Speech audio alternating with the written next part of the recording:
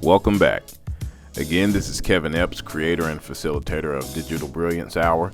And again, this is the training series for understanding OpenBOR, a fighting beat-em-up game engine. In the last tutorial, we talked about how to create a palette file from a sprite sheet and how to prepare a sheet to be used for OpenBOR. Now that that's been done, we're going to take that prepared sheet and extract the frames from inside of it and prepare them for character and animation creation. We will use the tool called Alfred Sprite Unpacker. So let's get started. We're going to go into our OpenBOR tools and then select ASU-19.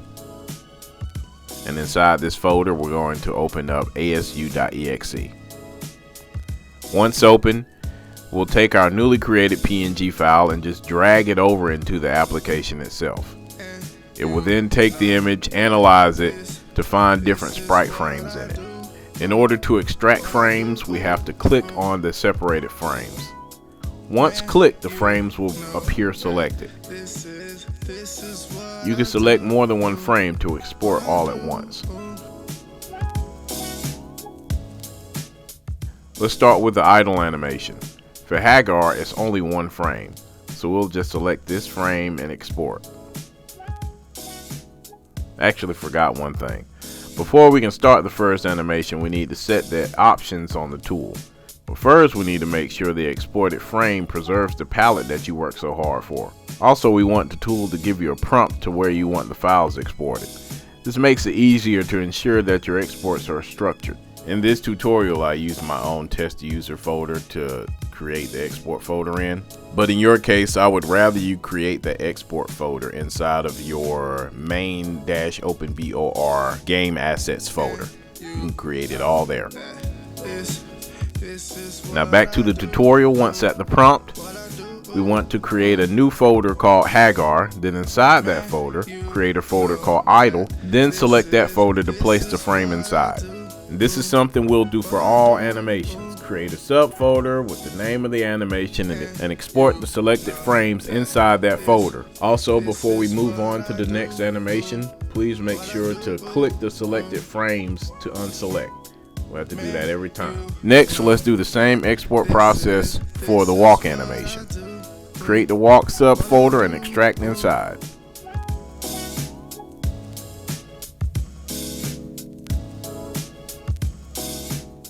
Moving to the jump animation, unselect all the frames for the walk animation by clicking each selected frame. You don't want these included in your next animation. Redo the extraction steps for the jump animation using these frames.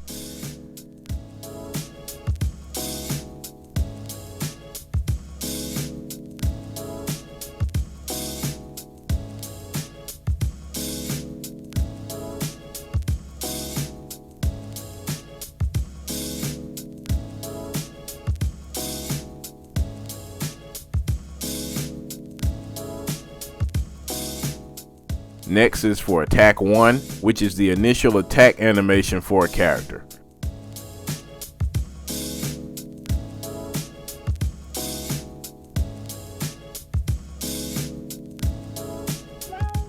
Next is attack 2, which is another attack in the normal attack combo.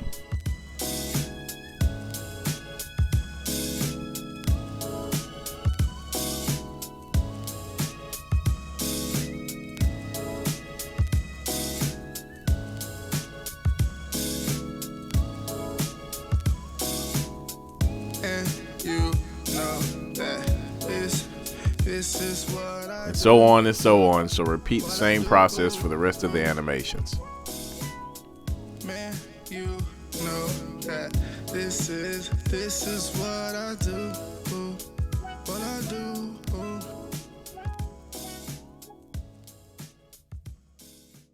One thing you should have noticed with the frames that were exported is that all the frames were named with numbers. So we need to rename them to make sure that we can keep up with the type of animations they're tied to. So we're going to use the Tools Batch File Renamer to do this. So go back to OpenBOR Tools and look for that folder and open that application up. So once open, you use this top drop down to find the folders in question. So I'm going to the folder I exported these frames to. To see any subfolders inside, just double click the parent folder. In this case, I'm going to start with Attack 1. Once I select the folder, just click the select button on the top right to see what's inside. Once inside, right underneath that, we need to figure out how we want to name and order the frames. The pound or hashtag symbol will represent the frame count, and before that, just put the type of animation. So in this case, I'm going to type in Attack 1 - pound or hashtag symbol. In the drop down to the left of Generate button, we want to change that to 00. This number represents the number of digits to display the frame number in, and we're going to use 2 digits. Then click the Generate button to show how it will look before you actually rename it. Once you see your work, just go ahead and click Start Renaming at the bottom right to run. Next, we'll move on to Attack 2 and do the same exact thing.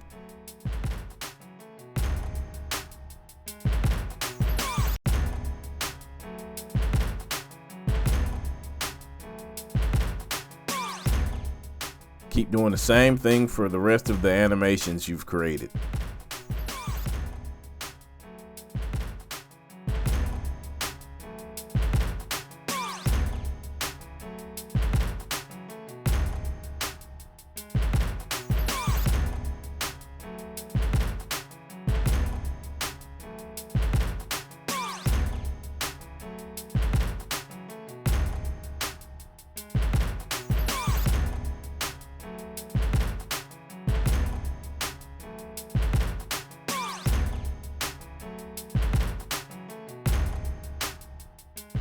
Alright, I mean that's pretty much it.